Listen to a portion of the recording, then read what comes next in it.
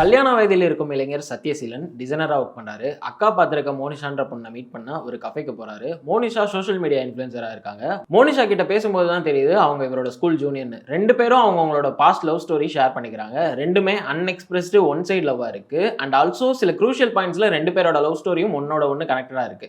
இந்த டைம்ல ஹீரோயினுக்கு நம்ம அன்எக்ஸ்பிரஸ்டு லவ்வா பாஸ்ட் கிரஷ் தேடி போய் கன்ஃபஸ் பண்ணக்கூடாதுன்னு ஒரு கிரேசியான ஐடியா தோணுது.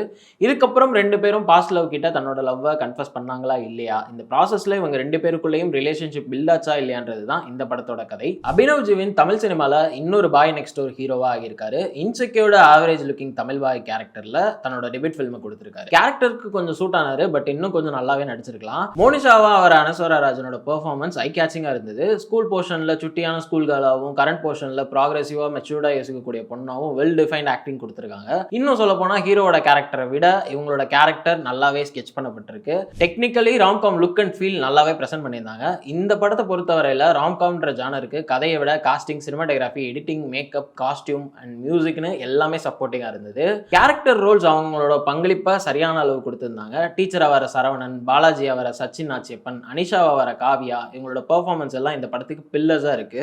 அவள் வருவாளா சாங் பேச செய்யப்பட்ட இடம் ஏடாகூடமா இருந்தாலும் ஸ்கிரீன்ல எக்ஸ்பீரியன்ஸ் பண்றதுக்கு நல்லாவே இருந்தது. நாஸ்டாலஜில பெப்பியான சாங்கா இருந்த அவள் வருவாள பாட்டை ரொமான்டிக் விஷுவல்ஸோட பாக்குறது புதுவிதமான எக்ஸ்பீரியன்ஸா இருந்தது. இந்த படத்துல பிரச்சனைகள் என்னன்னு பார்த்தோம்னா, அபிஷனோட ஆக்டிங் கொஞ்சம் இன்சென்சிபிளா இருந்தது. போற போக்குல காமெடி சொல்றாரு, ஆனா கரெக்டா லேண்ட் ஆகல. ஸோ ஹியூமர் நிறைய இடத்துல ஒர்க் ஆகல.